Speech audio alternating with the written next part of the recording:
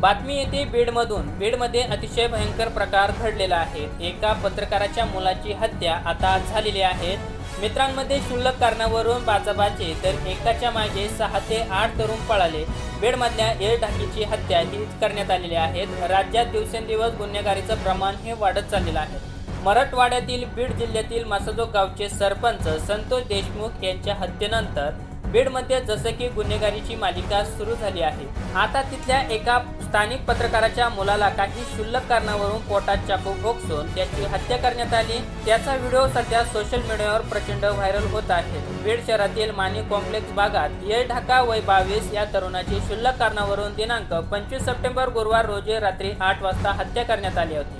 Mane complex भागात गजबजलेल्या ठिकाणी लोकांसमोर 6 ते 8 जणांनी येळढाका याच्या पोटात चाकू खुपसून त्याची हत्या करण्यात आली होती। या घटनेनं बीड शहर हादरलं। येळढाका याचा खून करण्यात आलेला एक आरोपी सूरज काटे हा स्वतःहून शिवाजीनगर पोलीस ठाण्यात हजर झाला होता। इतर आरोपी फरार असून त्यांचा शोध पोलीस घेत आहेत। या दरम्यान येळढाका याची हत्या करण्याचा व्हिडिओ सध्या सोशल मीडियावर प्रचंड व्हायरल होत आहे।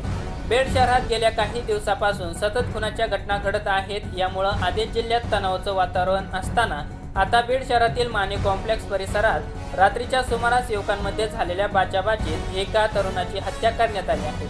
चाकूने हल्ला करून या तरुणाची हत्या करण्यात आली आहे। ज्या तरुणाची हत्या करण्यात आली आहे तो स्थानिक पत्रकाराचा मुलगा असल्याची माहिती आहे। या प्रकरणी मिळालेल्या अधिकच्या माहितीनुसार मृत यश देवेंद्र ढाका वय 22 हा बीड शहरातील पत्रकार देवेंद्र सिंग ढाका यांचा मुलगा होता।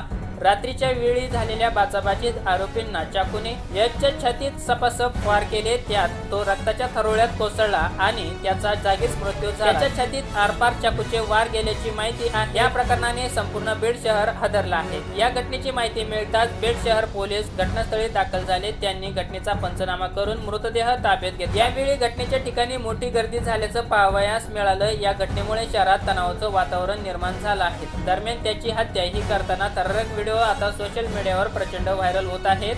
ही घटना ऐकून याविषयी तुम्हाला काय वाटतं? तुमची प्रतिक्रिया नक्की काय आहेत आम्हाला कमेंट बॉक्समध्ये नक्की कळवा। तुम्ही जर या चॅनलवरती पहिल्यांदा आला असाल तर चॅनलला सबस्क्राईब करून बेल आयकॉनवरती प्रेस करा आणि येणाऱ्या अशाच नवनवीन व्हिडिओचे नोटिफिकेशन मिळवत राहा। धन्यवाद।